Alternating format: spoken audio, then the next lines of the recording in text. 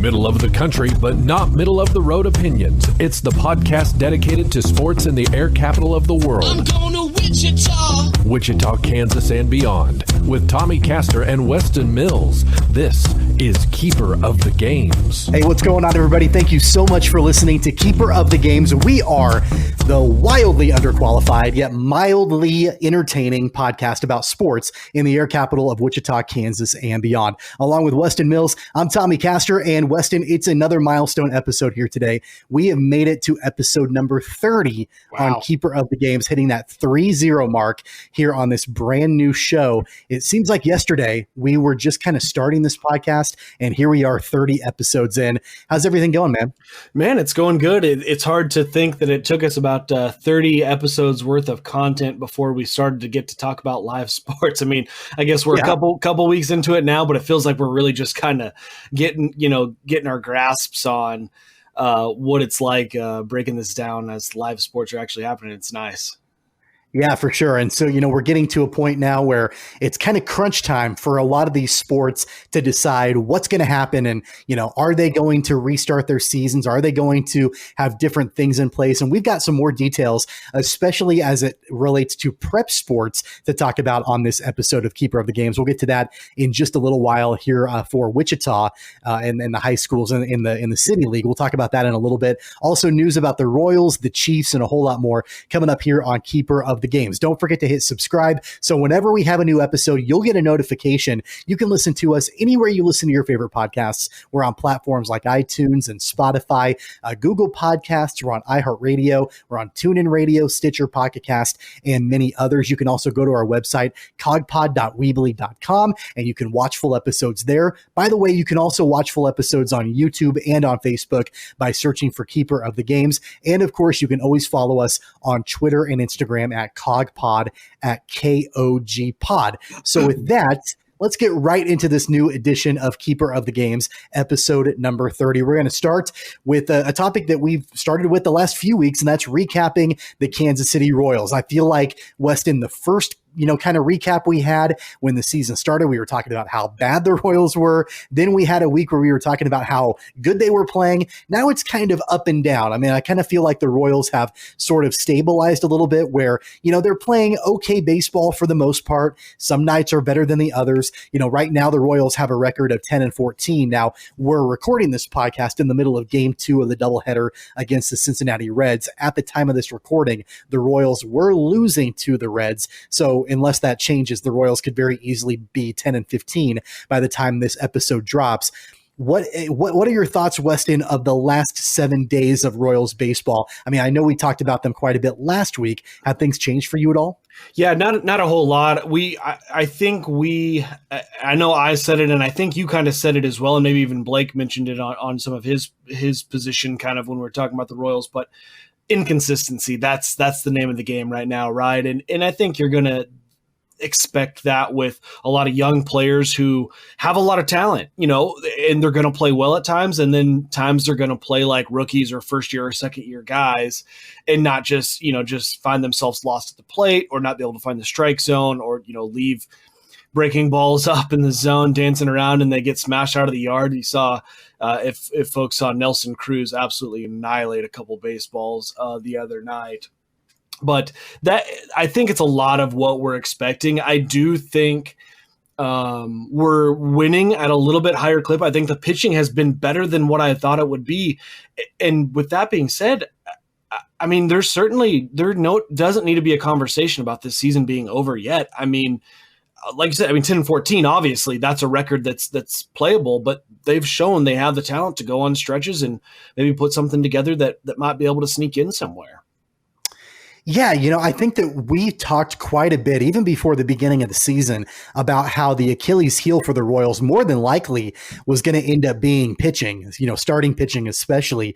And, while I agree with you that, overall the Royals have been inconsistent, I do agree that the pitching staff has looked better than I think what everybody thought they were going to. They're not great. They're not an ace pitching staff by any stretch of the imagination, but you've got a couple guys that have looked really good. And, I want to start with someone that didn't start the season, active and healthy with the Royals. And that's Brad Keller, who pitched, just a couple hours ago from the time of this recording, and very close, almost had a no-hitter against the Reds in the 7-inning, game one of the doubleheader. Pretty impressive from a guy like Brad Keller that, kind of got a slow start into the season for the Royals, was started the season on the injured list. Now he's back and, he's pitching pretty well. Yeah, and he's going to be interesting too, because as we continue to talk about the Royals the rest of the year, it's going to be, okay, what's going on this year? Does it look like they have a chance to be competitive and actually, make the playoffs? But we're also going to be continuously talking about, okay, what does the future of this team look like? And Brad Keller is particularly interesting because he's a guy that you don't necessarily pencil in automatically to the Royals' future pitching rotation, because they have 4 or 5 very exciting arms in the minor leagues and actually in the majors as well now, with Brady Singer and Chris Bubich, and we're seeing some other guys kind of move up and down as things are going to go this season. But I don't know that Brad Keller is someone that is necessarily a long-term arm in this rotation, but the way he continues to pitch, he's going to be a part of that plan if he continues to play the way he does. So it's been exciting to see what he's brought this season so far and the limited ability that we have seen him. There was a little bit of a debate on this on Twitter, and I want to get your thoughts on it. Now, obviously, Brad Keller didn't finish the game with a no-hitter, but there was a lot of conversation about, if he did, would that count as an actual no-hitter, considering it's only a 7-inning game this season? What's your take on that? Would you have given Brad Keller an actual no-hitter if he had been able to complete it?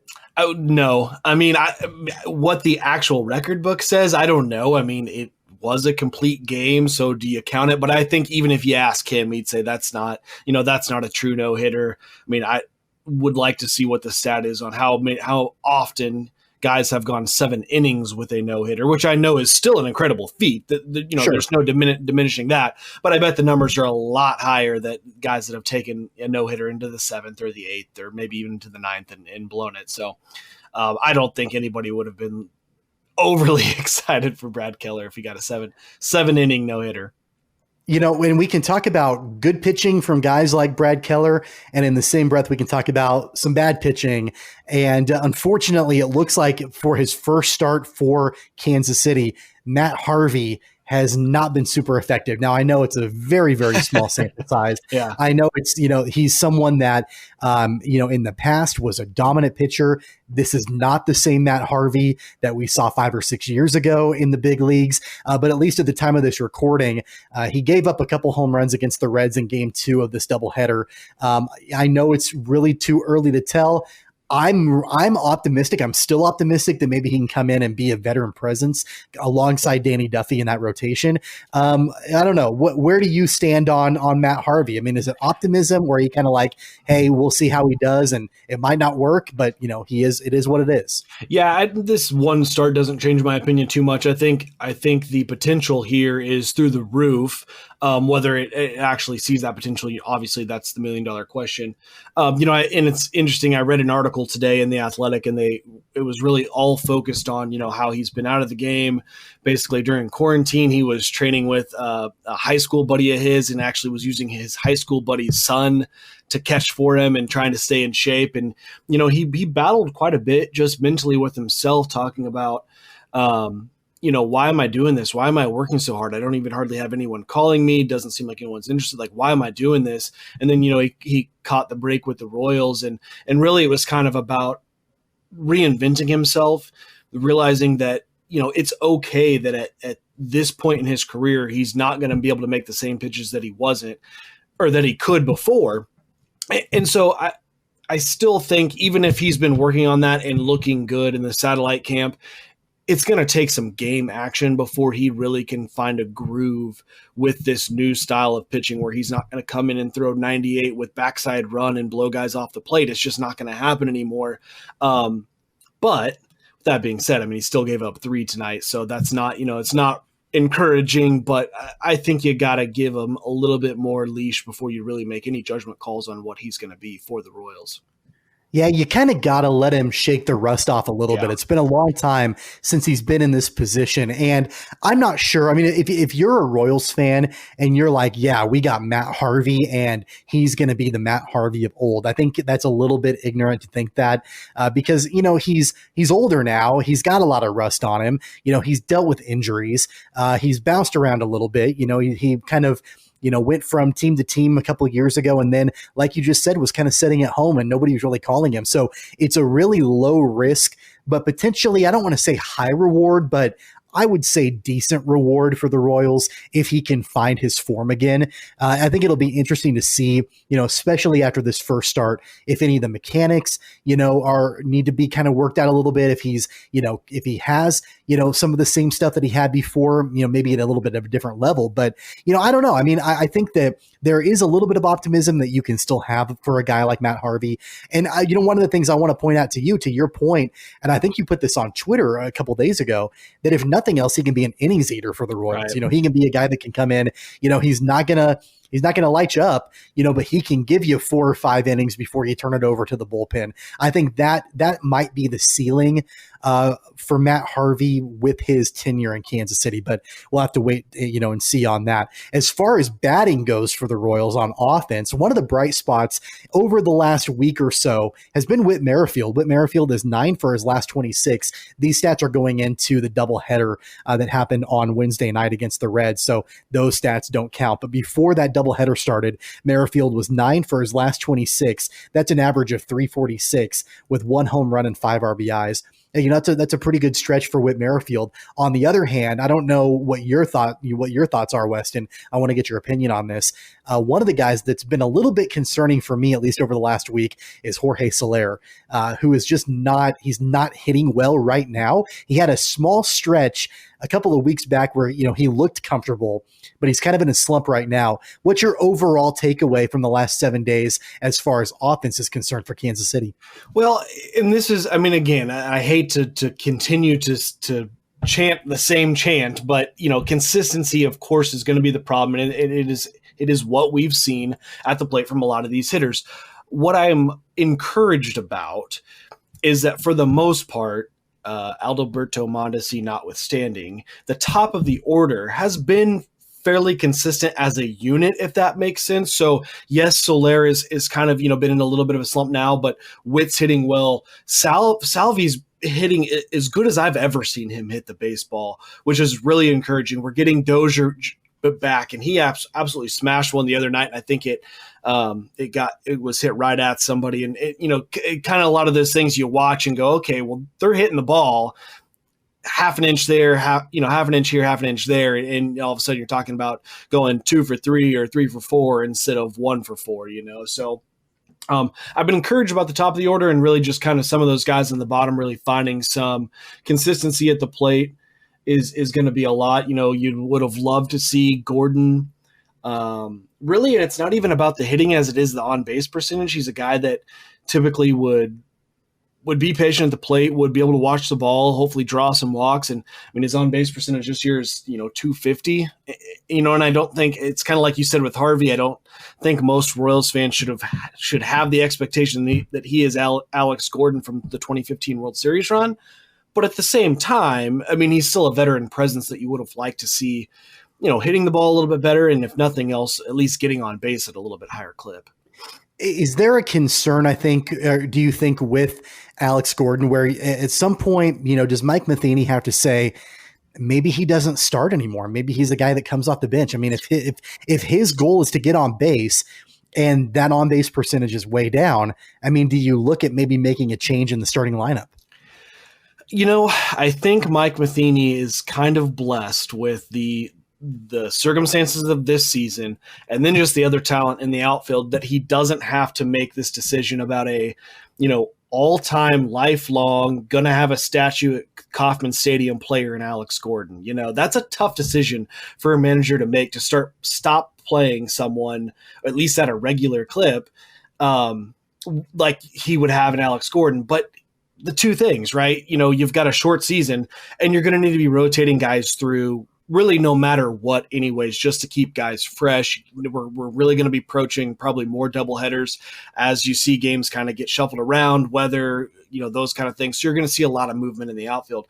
But two, there's really not anyone in the outfield that's just knocking on the door saying, hey, I need to be playing more than Alex Gordon. I mean, maybe some guys that, if you look at their numbers, they are actually a little bit better than Gordon's, but no one that you're just saying, why is this guy not getting more innings? That's, I think, part of the problem. Hey, how about Michael Franco for the Royals? I mean, I know that we talked at the beginning of the season about how more than likely he might just be kind of a one-year rental for Kansas City and probably not a guy that is going to be around for a long time. He's produced pretty consistently. I mean, in a lineup of inconsistency overall, he's hitting the ball pretty well. I know I watched one of the Twins games over the weekend, and I think he had a pretty good game, had a couple hits, and just kind of seems like he's been one of the more consistent hitters for this Royals team here early on. Yeah, no, that's exactly right. And that's the nice thing to have as we continue to talk about inconsistency. I think when Franco was signed, you're looking at a 5 or 6 hole hitter, really best case. I mean, I think he's got the potential to maybe be more than that, but that's really the expectation, I think, is this guy is a 5 or 6 hole hitter, and he has produced very above average of what you want out of your 5 or 6 hole hitter. He's hitting 253 on base, 274, slugging at 505. So, and that's kind of really what you're looking at in that 5 or 6 hole, what you want out of a corner infield, just bringing a little power to the plate. And he's done it fairly consistently, which I think is the a lot more value when you do have these young guys that are having up and down moments in this lineup. Why don't we take a look back on the last series for the Royals? Now, obviously, at the time of this recording, they're in the middle of a doubleheader with the Cincinnati Reds. But prior to that series starting, they played a weekend series against the Minnesota Twins. They played the Twins a lot the last 2 weeks. And I think partly that and partly the fact that there are no fans in the stands. And so a lot is being heard from both benches. And I think both teams were getting kind of tired of each other. There was some drama at the end of the Royals-Twins game on Sunday. The Royals bench was visibly upset when the game was over with. Vance Wilson, the third base coach, was pointing and yelling, and just a lot of drama going on. I'm not sure if you had a chance to watch that particular game or see what was kind of going on. Any takeaways from kind of that? Their benches didn't clear. There were no punches thrown, but just a little bit of drama between those two clubs. Yeah, so I missed I didn't actually get to see what happened, but I mean, you really nailed the you hammered the nail on the head. My goodness.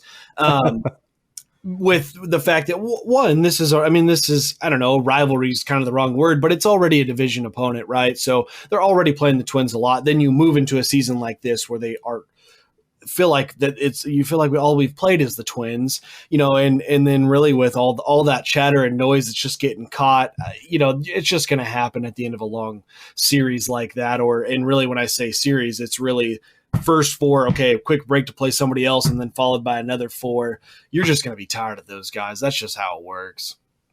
Well, let's hear from the skipper of the Twins, Rocco Baldelli, about his thoughts on kind of the drama between those two teams.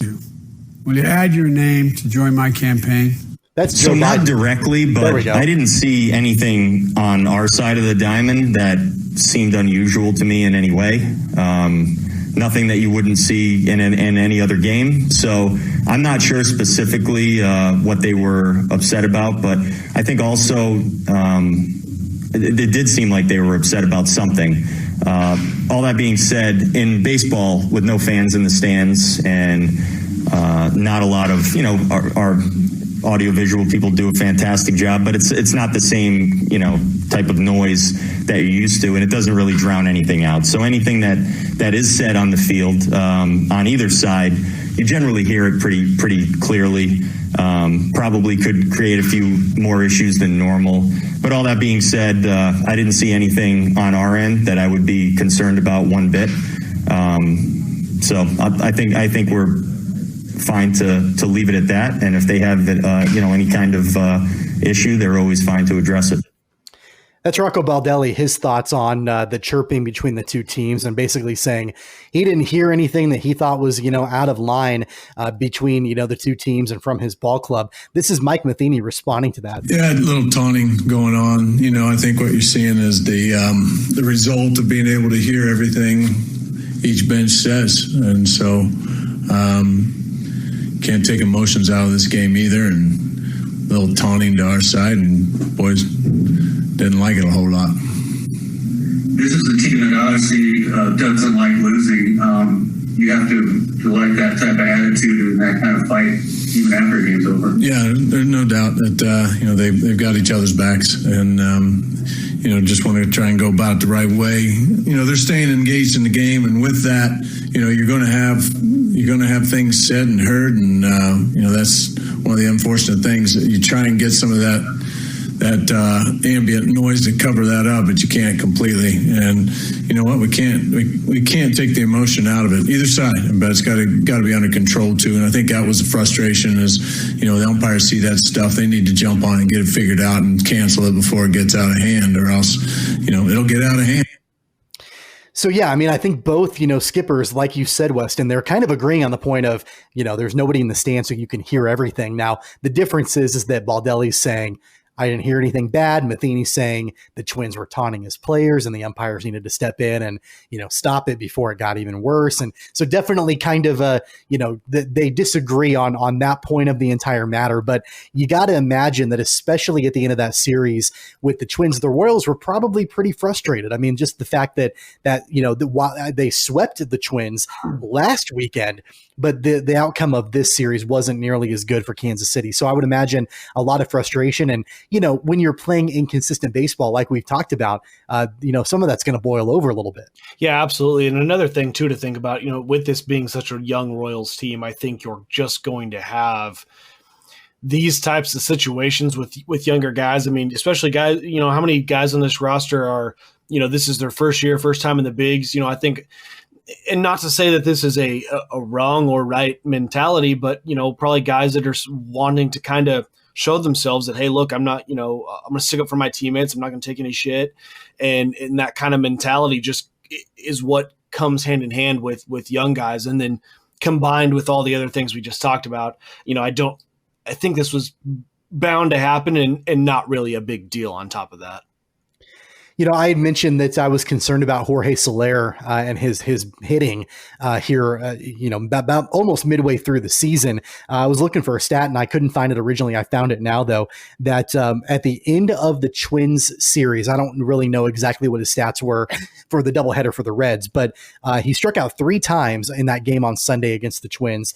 He had 8 straight at-bats ending in a strikeout in that game, and he started the day tied for second in the majors with 30 strikeouts. That's concerning for a guy like Jorge Soler. He's going to strike out some because he's got that game where it's either he's going to hit a home run or he's going to strike out. You'd hope that he would, put the bat on the ball a little bit more than what he's done so far. Yeah, absolutely. And I think it's a problem, for the team really as a whole. The Royals are have the 9th most strikeouts in the major league. And let's see, I'm looking at, I think they are 26th in walks taken. So that does not lead for a real good success, producing runs and really just, I think the name of the game, getting on base. So, Soler kind of leading the way there, but it's definitely a problem for the team as a whole. Yeah, for sure. I think the name of the game, and we've said it over and over again here while talking about the Royals in the last 20 minutes or so, is just inconsistency. If there were some things that, the Royals could kind of stabilize and get back on the right track, they're for sure not out of it by any stretch of the imagination. But you're not going to win in a horse race like this shortened season if you're as inconsistent as the Royals have been. So hopefully they find that consistency for sure in the days and weeks to come. We're going to transition away from the Royals, but we're just going to cross the parking lot and talk about the Kansas City Chiefs. It's been a few weeks, I feel like, since we've talked much about the Chiefs other than contracts here and there, but we are getting closer and closer and closer to the start of the NFL season. We talked, I've seen stories about, the Chiefs starting training camp and what that's looking like, and things kind of falling into place for the Chiefs this season, and that includes what their plans are for Arrowhead Stadium as far far as fans in the building for home games this season. So the Chiefs have finalized their plans for reduced capacity at Arrowhead Stadium, a capacity of about 22% for this upcoming season. That means about 17,000 fans for home games. I know that when you think of Arrowhead Stadium, Weston, you think of sold out, a sold out stadium, loud, the energy, the craziness of that building. Things are going to be significantly different this upcoming season for Kansas City.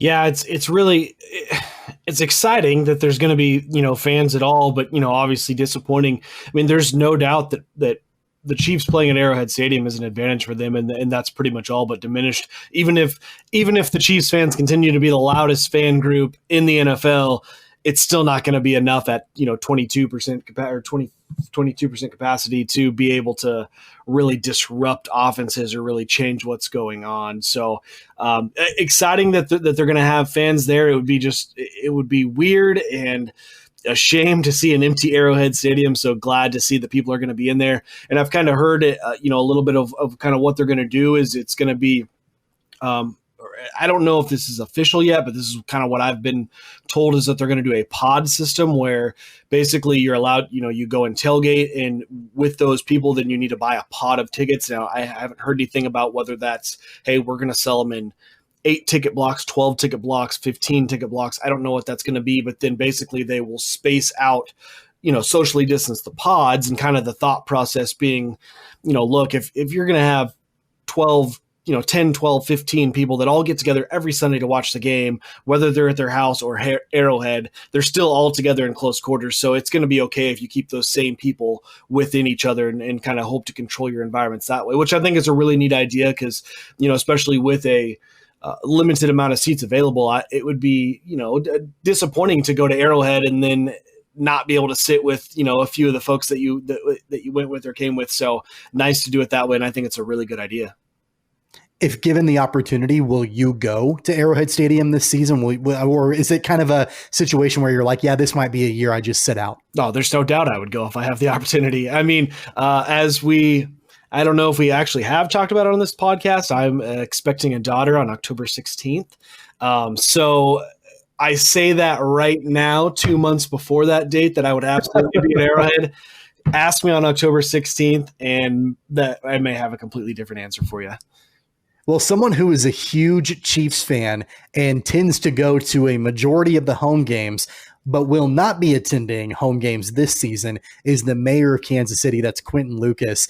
He had a press conference talking about all of this, and he basically said, look, they're following the guidelines, but he thinks he himself will actually stay home. Here's the mayor talking about those new guidelines for Arrowhead Stadium. This is something that has been vetted through a number of different health officials. Those were the recommendations. They came to my office as well. A few things that are different perhaps about a Chiefs game versus a night out at a restaurant inside. One, of course, is that you are actually outside. The other is that in many ways the game experience will be dramatically different from what you may remember. If you've been to a Chiefs game or any type of event, you're used to being crowded with people, you're used to going into the same entrance, you're used to perhaps using restrooms at the same time, restaurants, etc. Every part of the process will be different. So in many ways, as I'm seeing it, this is not actually your regular Arrowhead Stadium experience. And I think the Chiefs would say that too. I think that's interesting. I mean, obviously it's to be expected that if you're going to limit the capacity, that just the overall fan experience is going to be different. But I can't imagine you're not going to be able to go to the concession stand the same way. You're not going to be able to go to the bathroom the same way. Clearly, you're not going to be able to tailgate the same way. It just seems like for Chiefs fans and, for that matter, any football fan who is allowed to go, to an NFL game this season, I think you have to have that mentality that you're going to go and you're going to watch the game, and the game itself is going to be the same, but your overall experience is going to be vastly different. Yeah. And, if you had asked me 2 months ago and just told me these were the kind of things that were going to be in place, I would have been, well, let me back up. Not if you had asked me 2 months ago. If you had asked me at the end of the Super Bowl season and said next year, this is what tailgating is going to look like, this is what capacity is going to look like because of the, COVID, I would have been up in arms saying this is a shame. We can't do this. I'm just to the point right now that I'm so happy that it looks like we're going to have the green light for football in general, that, this is almost just passing me by. I think it's incredibly disappointing, and not by any, and I don't mean that from a standpoint of any decisions that were made, more just that we are in this situation, being in the pandemic and with everything going on, that this is how it has to be.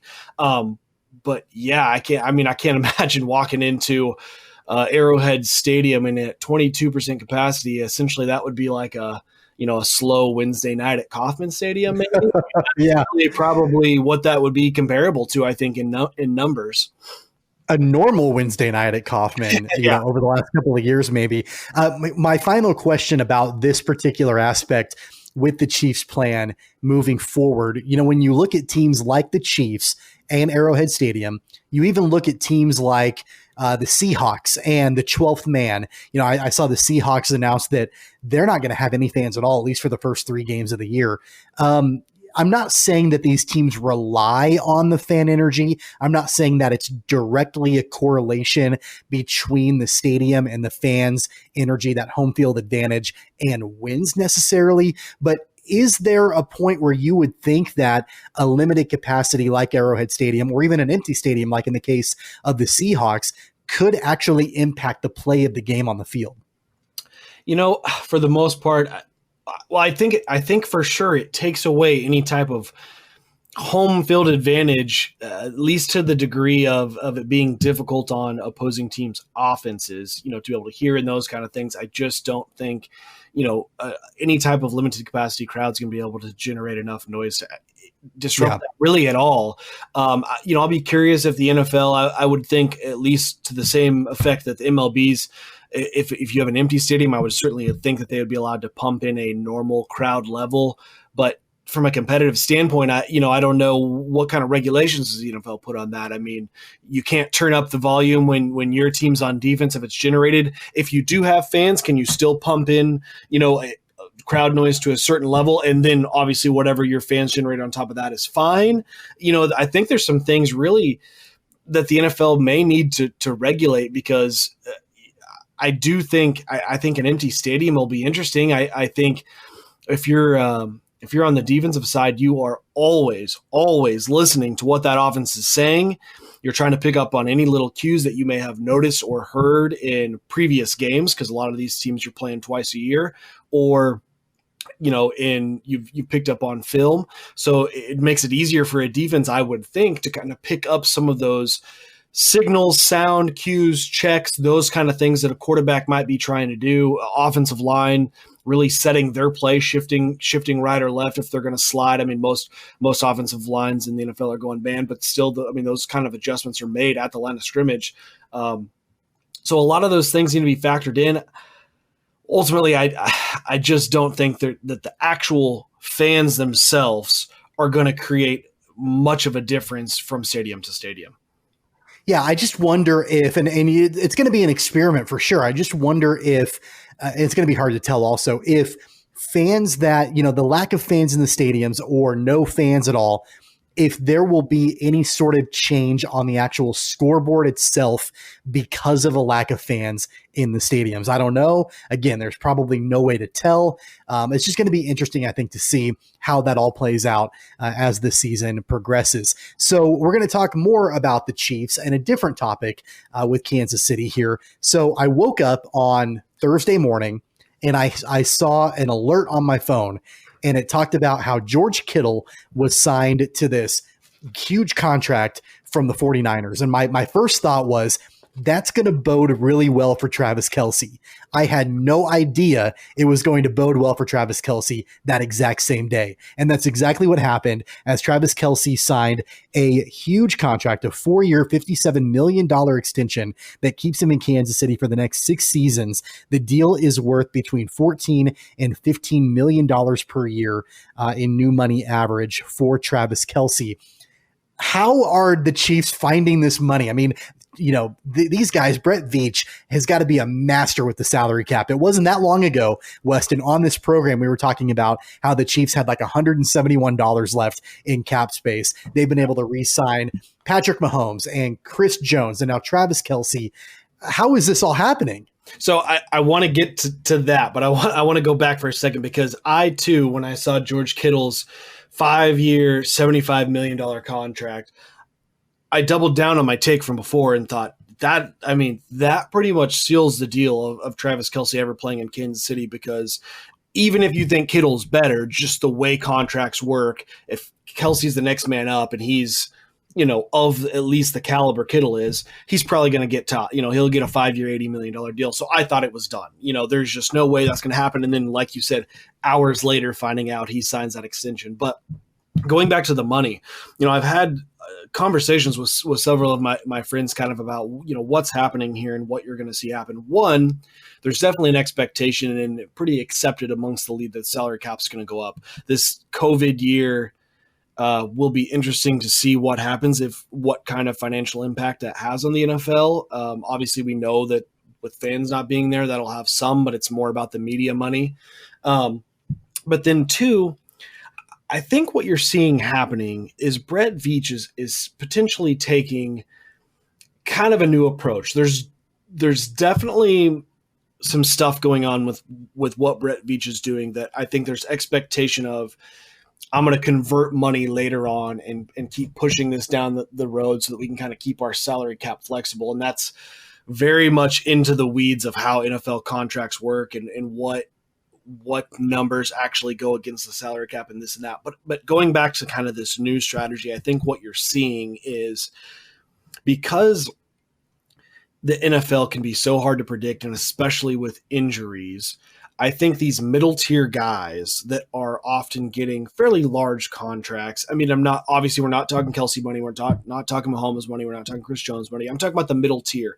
Think of a guy like Anthony Hitchens, a guy that's making, a 3 to 4 year deal somewhere in the range of 30 to 50 million. These kind of middle tier guys.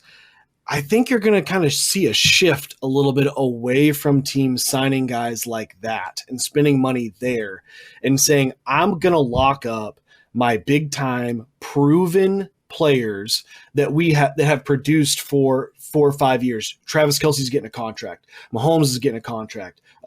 Obviously with quarterbacks, that's a no brainer. Of course, everyone knows that, Chris Jones getting a contract. Frank Clark got his money. And then what you're going to see is spend it all up front and really just focus on undrafted free agents, guys that have been cut from other teams, building through the draft. Not that that's a new approach. I just think you're going to see more of a top end, bottom end type of situation where a team is going to, the roster is going to be the 7 guys that they drafted that year. 3 or 4 UDFAs are going to make it, your whole draft class from the year before, and then maybe a couple sprinkled in of free agent guys that maybe didn't make a roster here or there. And that's going to be half your roster.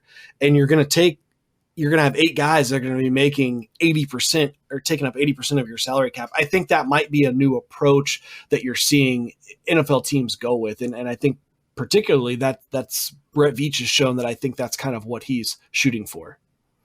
So it's kind of a top-heavy approach, right? I mean, you're locking up your star players as opposed to a more balanced approach, right? Where you're giving appropriate money for each position. You make sure that you've got your starter that's making a certain amount of money at every position, and then a backup, and that could be, a draft pick or an undrafted free agent or something like that. You're really going all in on a handful of guys and then filling in the gaps around that is basically kind of what you're saying. Yeah, absolutely. And I think to that degree, I think GMs and teams have identified, and it always starts with the quarterback, right? You're building around a quarterback. So, I think they have identified positions that we want, and especially if you have them in-house already, we want to spend the money here, flat out. So obviously, starting at quarterback, any team that has one is gonna spend whatever money to keep one. If they don't, they would pay the money to bring someone in.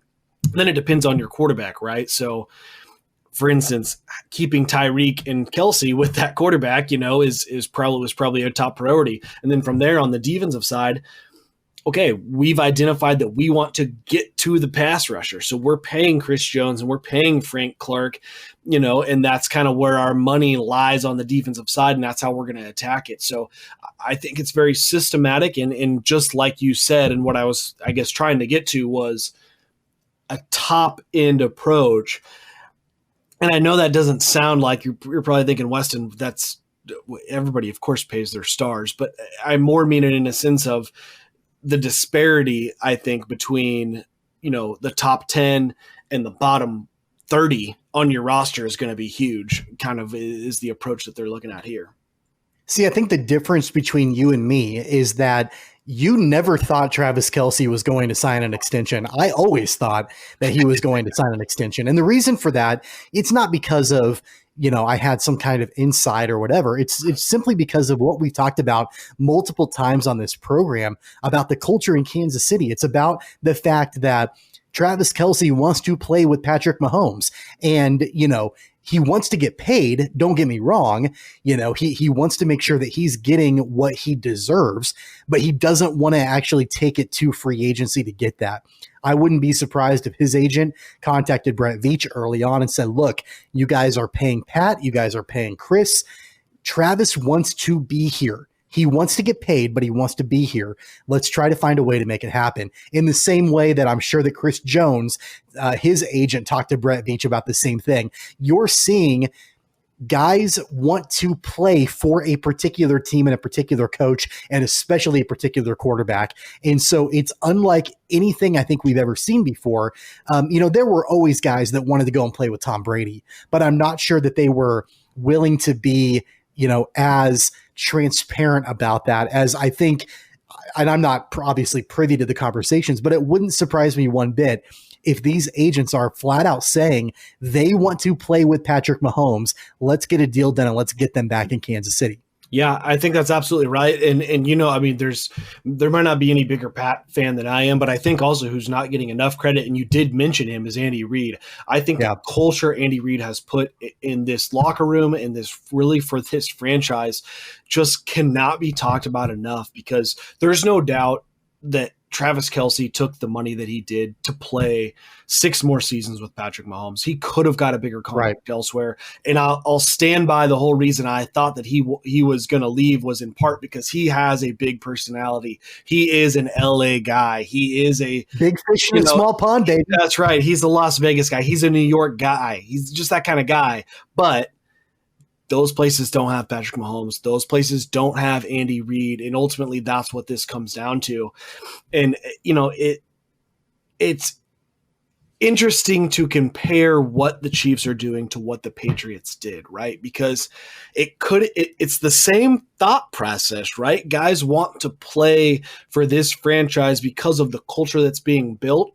But it's almost exactly in 2 different opposite ways, because the Patriots for so long talked about how the culture was do anything, come in, it's a business. You're going to do X, Y, and Z because it's the Patriot way. And that's how we're going to win games and no other way.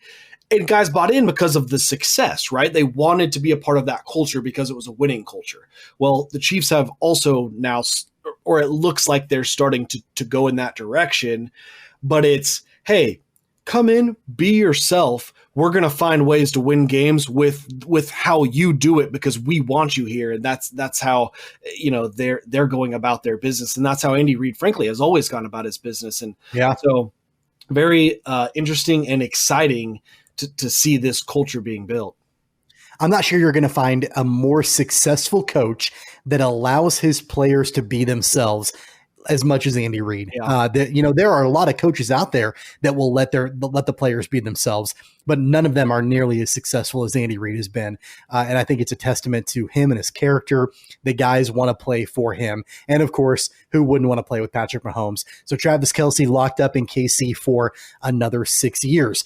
Now, while that's positive, there are some negatives for the Chiefs as well, as it was announced just within the last 24 hours that Bashaud Breeland has confirmed that he will serve a 4-game suspension to start the NFL season. We talked about it all the way back in April that the suspension was a possibility, but Breeland himself has confirmed that. What does that do for the Chiefs as far as their secondary is concerned for the start of the season? Is it a big loss for the Chiefs, or can they get through it with no problems? No, I think that's a significant loss for sure. I mean, they were already thin in the secondary, and you're basically what you're going to do is, ask a guy like L'Jarius Sneed, who was drafted in the 5th round, maybe. to basically step in, right away, opposite of Charvarius Ward. I mean, they've got a couple guys, they've got Antonio Hamilton, they've got Rashad Fenton. But I think the expectation is going to be L'Jarius Sneed needs to step up and step up right away. And it's tough to ask a rookie to do no matter how talented they are. Cornerback is a tough position to really learn. I mean, some of the guys that get drafted in the top 15 picks come in and seem to do fairly well.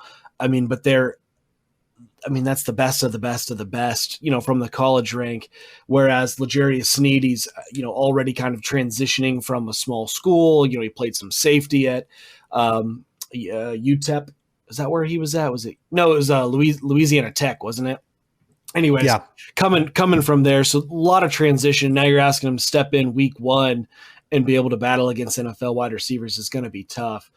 So I think it's a concern. I would not be shocked at all if the Chiefs go out and bring in a corner. There's not really that I've seen or noticed anyone out there to be had that's going to be a splashy signing. It would probably be a more, pretty small, obviously with the money that they have available. It's not going to be anything big, but maybe a veteran who's been around and can kind of really just bridge that gap for either L'Jarius Sneed to be ready or until, Bashaud Breeland comes back. So Bashaud Breeland will miss the first 4 games of the season due to a suspension. He's not the only one on the defensive side of the ball facing a suspension.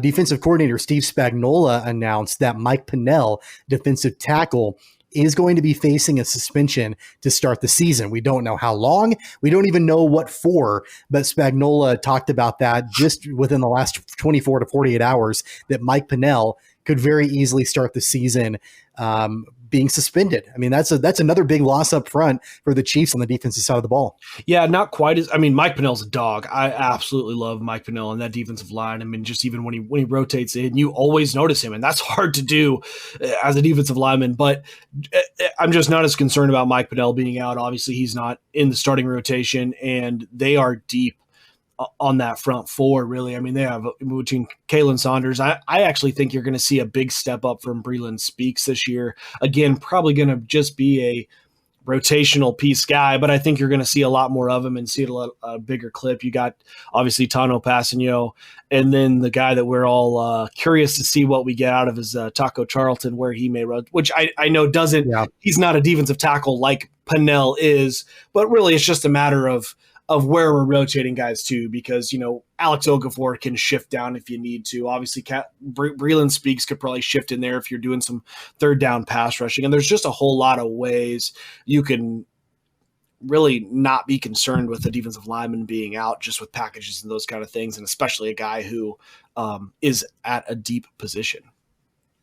One quick positive, though, on the defensive side of the ball, Juan Thornhill passed his physical and participated in practice in a limited capacity on Wednesday. So a good sign for Thornhill coming back off of that season-ending injury last season. I think that hopefully that's going to be good and he can get back in that rotation and get some more playing time. Yeah, and I'm glad you brought that up too, because that's another point that I had kind of been thinking about with Juan Thornhill. If he is back and ready week 1, I think you may look at some situations where it's going to be Juan Thornhill and Daniel Sorensen in the safety. And maybe, I don't, like I mentioned before, I don't know a ton about Tedrick Thompson, what we're expecting out of him.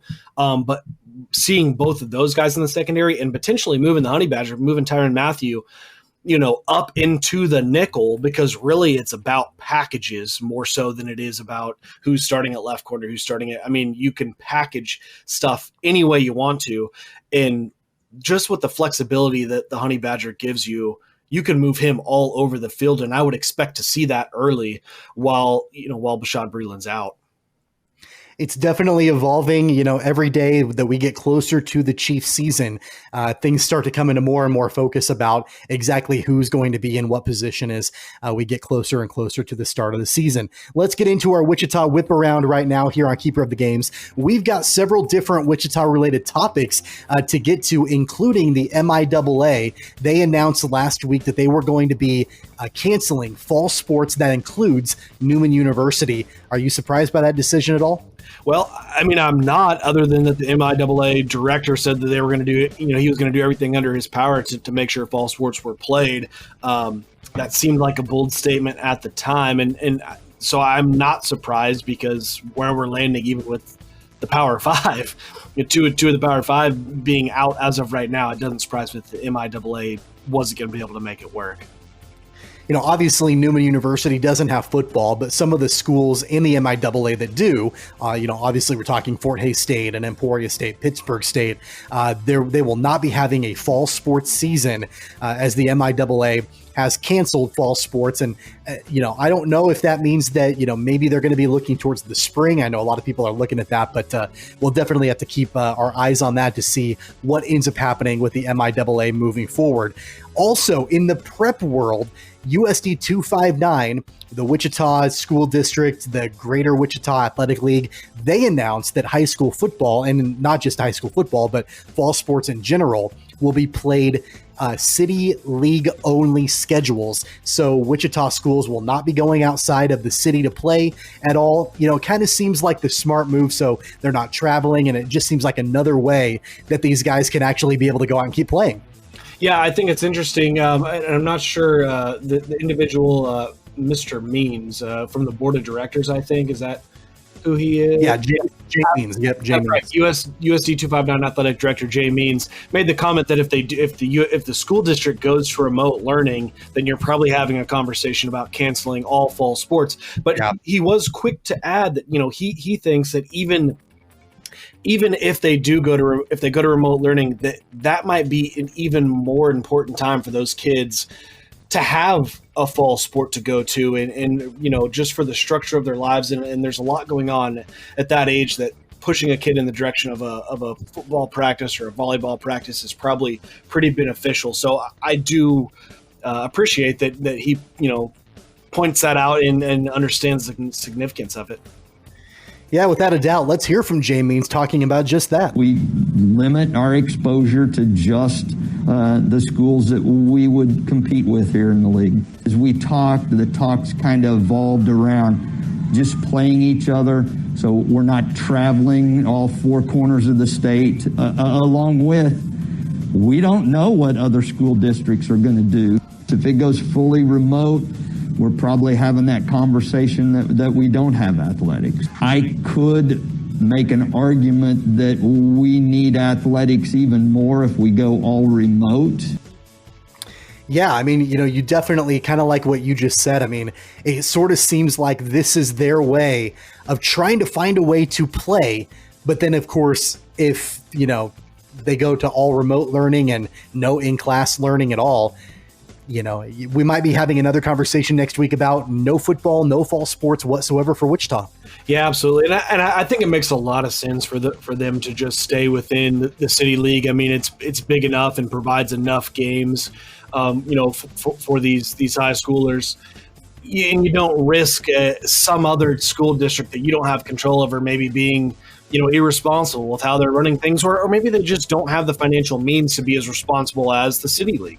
So I think it makes a lot of sense just to play within. I mean, certainly you wish that they could kind of fill those games. And with that being said, if you're taking off I'll call them non-conference games, why not just double up within the city league so you can get a full 9-game schedule or 10 games, whatever the normal, I can't remember what the normal number is, but I think the move makes a lot of sense.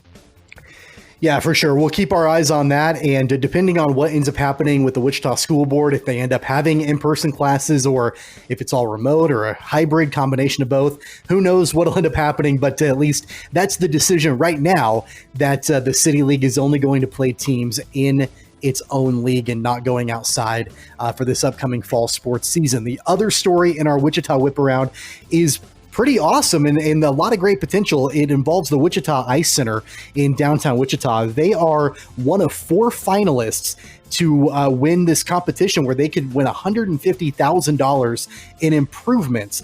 It's the Kraft Hockeyville USA contest. They are in the running with ice centers in El Paso, Texas, East Grand Forks, Minnesota, and River Falls, Wisconsin.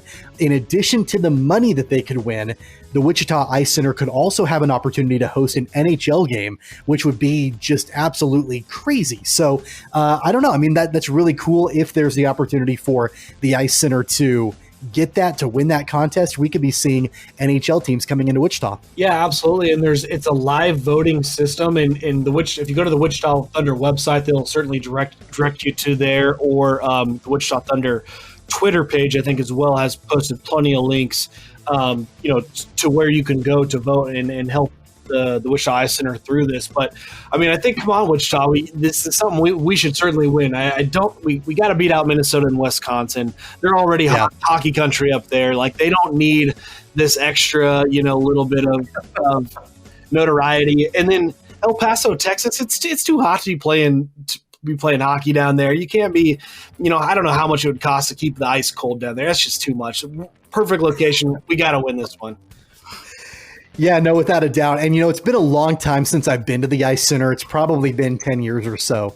But I remember when I was there 10 years ago, I thought, man, like, this place could use some improvements. And that was a decade ago. I'm sure it's, even more so now, looking for a facelift for the Ice Center. Some of the things that they're looking at, maybe using the improvements for if they win, would be a new Zamboni, a new scoreboard, and then just something to maintain that center for generations to come. Right. So like we mentioned, they are one of the 4 finalists. And like you mentioned, Weston, people can vote online. And I know the Wichita Thunder, like you said, they have shared that info. Maybe we can share that on our Twitter page as well. That way people can go and vote for the Ice Center to get that big victory.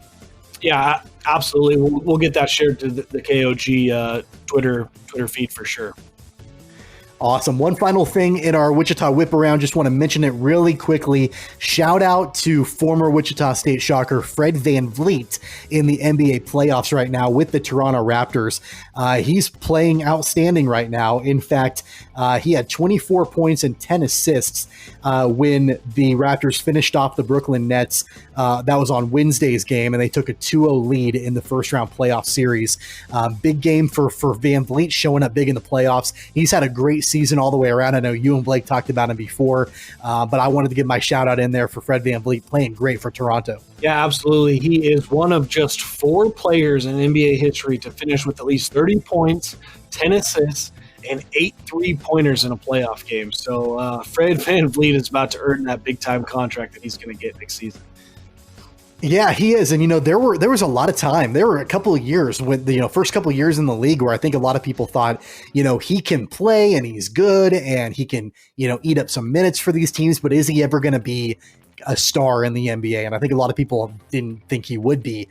He's kind of solidifying himself as that guy for Toronto. And so I'm really happy for him and definitely playing well here in the playoffs. And I agree with you, earning that contract for sure. And that's going to do it for our Wichita Whip Around here on Keeper of the Games. Before we wrap up our Finally Funny, we're going all the way back to talk more about Bashaud Breeland and his suspension. He confirmed it on social media that he will be out the first 4 games of the season, but he announced it in kind of a unique way. I'm not sure if you saw this, Weston, but on his Instagram page, he shared his confirmation that he was suspended and an apology about being suspended, but he did it in a song. And I'm not sure I've ever heard that before, where someone actually recorded a song as an apology to his teammates, coaches, and fans about being suspended. That was kind of unique. Yeah, not even just a song, but it's a full-fledged music video. So, I guess, if music is something that's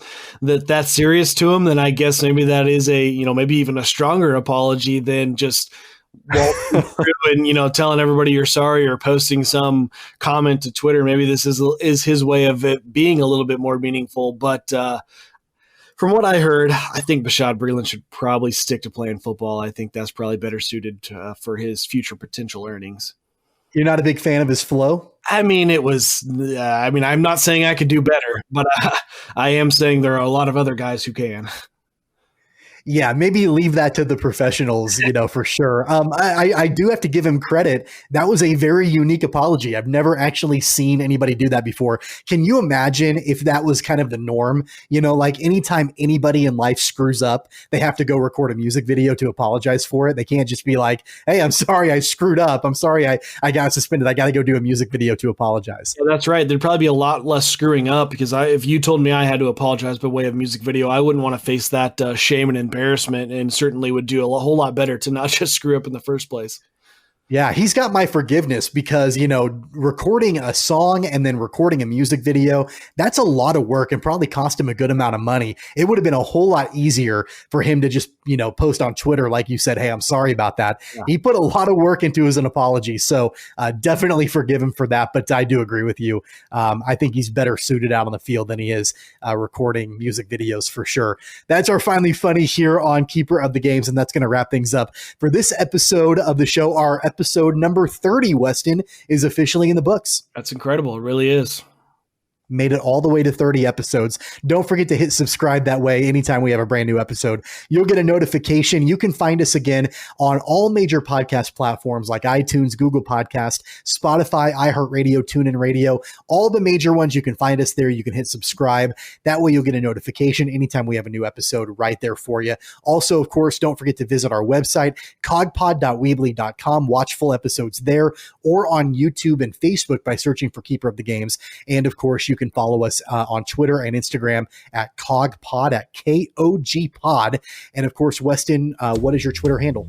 WMills94. You can follow me at Tweets from Tommy. We'll be back with another episode of Keeper of the Games next week, and so you won't want to miss that. For Weston Mills, I'm Tommy Castor. You've been checking out Keeper of the Games. Take care, guys. You've been listening to Keeper of the Games with Tommy Castor and Weston Mills.